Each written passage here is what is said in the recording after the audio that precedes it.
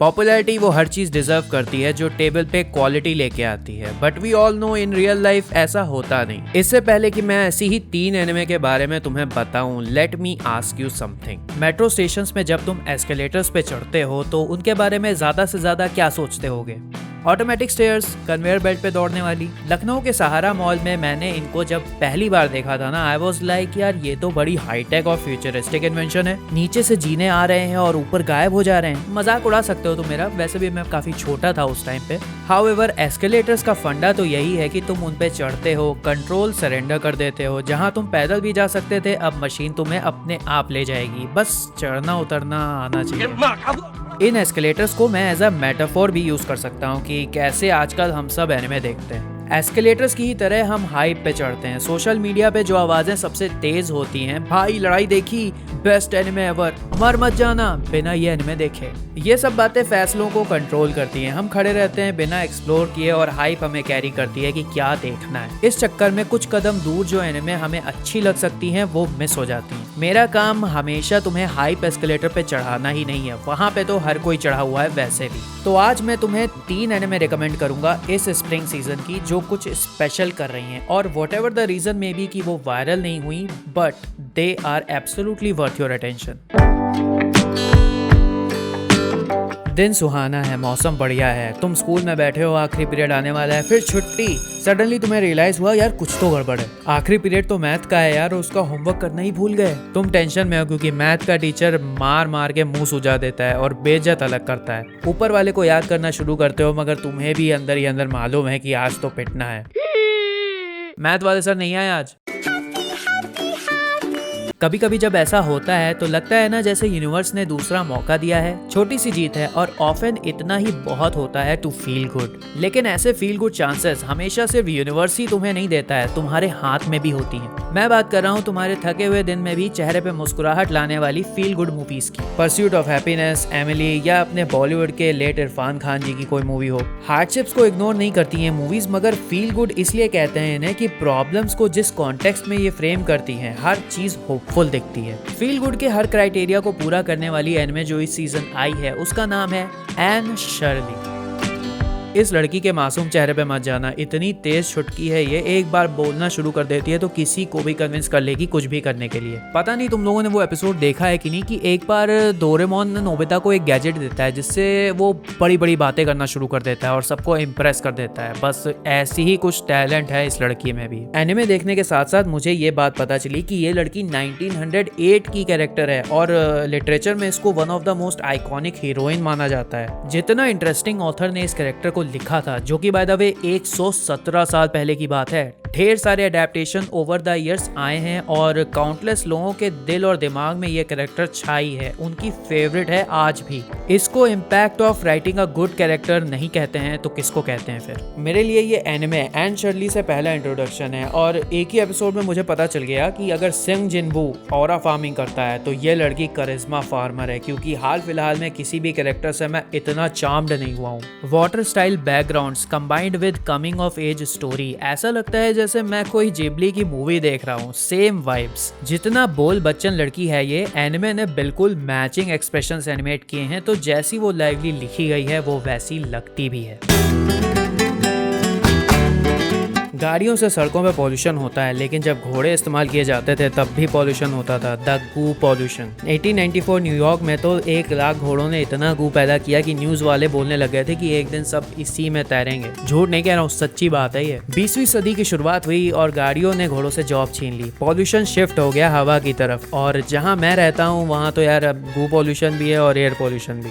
Double fun. खैर, घोड़ों पे अगर तुम्हें दया आ रही हो कि यार घोड़े तो सड़क से गायब ही हो गए, इनको तो अब कोई पूछेगा ही नहीं, लिसन, घोड़ों को तुम्हारी दया की जरूरत नहीं है। उन्हें ऑलरेडी एक जगह सुपरस्टार वाला ट्रीटमेंट मिलता है। It's a sport called horse racing. Japan में भी ये स्पोर्ट काफी पॉपुलर है और उन्होंने ऐसी कोई चीज छोड़ी नहीं है जिसपे एनिमे ना बनाई हो। अब घोड़ों की कहानी बनानी है तो सोचो कैसे बनाएंगे।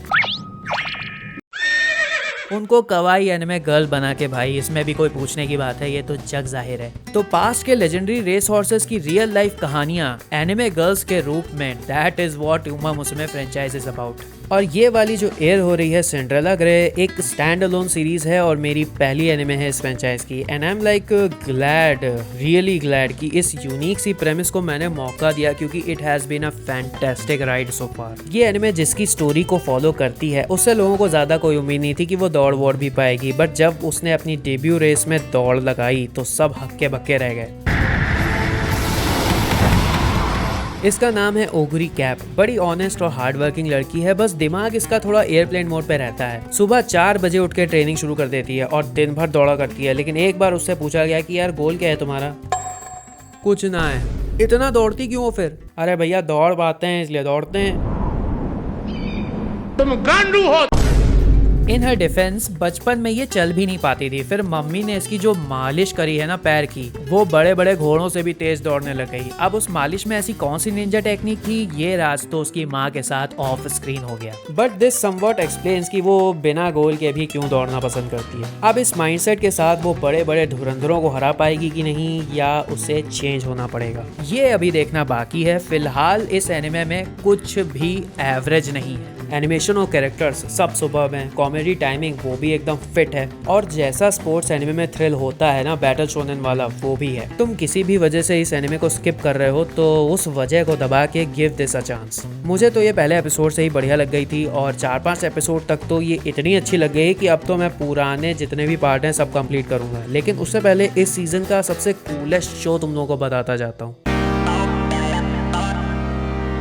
मैंने जितने भी एनिमेटेड मीडिया देखा है, आई फील आर्केन की जगह मेरे कुछ फेवरेट शोज में से एक फिक्स्ड है। सीजन 1 को तो मैं फ्लॉलेस मानता हूँ। जब वो आया था ना तो एक ही रात में मैंने पूरा देख डाला था। और यूजुअली मैं बिंज करता नहीं हूँ, बट इस केस में इट वॉज अ मजबूरी। एक आर्केन, दूसरा स्पाइडरमैन अक्रॉस स्पाइडर वर्स। अगर सिर्फ और सिर्फ एनिमेशन के टर्म्स में रैंकिंग करनी पड़े तो इन दोनों को मैं नंबर 1 रखूंगा out of all animation that I have seen. इतनी विजुअली स्ट्राइकिंग है ये। इस सीजन की एनिमे जिसने मुझे आर्केन के एनिमेशन की याद दिलाई है वो है to be hero X. Of course Arcane सबसे हाई बजट की एनिमेटेड सीरीज है तो उतना पॉलिश तो कुछ नहीं लग सकता, मगर केवल इतना कह देना कि आर्केन जैसी दिखती है ना भाई, बहुत बड़ी तारीफ है। टू बी हीरो एक्स की दुनिया 2 तरीके के सिस्टम से चलती है जिसपे कंट्रोल हर एक आम आदमी के पास होता है। ट्रस्ट वैल्यू सिस्टम, जितनी ज्यादा पब्लिक किसी पे ट्रस्ट करेगी वो उतना स्ट्रॉन्ग होगा। फियर पावर, जितनी ज्यादा पब्लिक की किसी से दुब करेगी वो भी उतना स्ट्रॉन्ग होगा। ले दे के हर चीज पब्लिक के हाथ में है, तो इट डजंट मैटर तुमने ट्रेनिंग बहुत ज्यादा करी है, अगर पब्लिक के सामने तुमने कुछ अनाप शनाप कर दिया तो गई ताकत। इस दुनिया में सबसे इंपॉर्टेंट है एक कॉम्पिटेंट पीआर टीम जो तुम्हारी इमेज बनाए रखे। कॉन्सेप्ट ही ऐसा है शोका की रियल वर्ल्ड पे सटायर लगता ही है। और अगर मुझे बताना पड़े कि what this show does really well, तो एक्शन,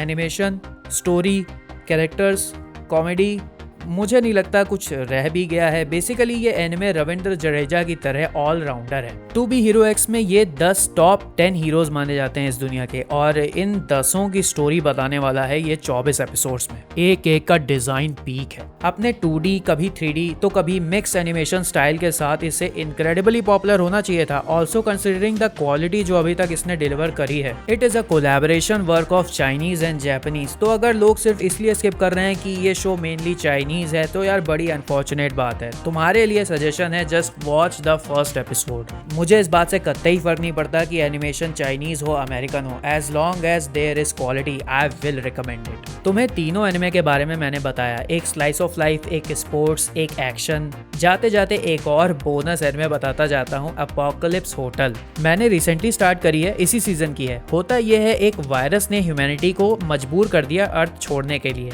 सदियां बीत चुकी हैं। एक होटल जिसको रोबोट्स चलाते हैं और मेंटेन रखते हैं, इंसानों का वो लोग वेट कर रहे हैं। अभी तक तो it has been really good और मुझे लगा इसे भी शॉर्ट आउट देना जरूरी था क्योंकि यार बहुत कम लोग देख रहे हैं। अब तुम लोग बताओ कि what are you guys watching, और जो बताई है मैंने क्या उनमें से भी कोई देखी तुम लोगों ने? कमेंट करके मुझे बताना, वैसे भी मैं सभी के कमेंट पढ़ता हूँ। दैट्स इट फॉर नाउ, तो guys see you next time.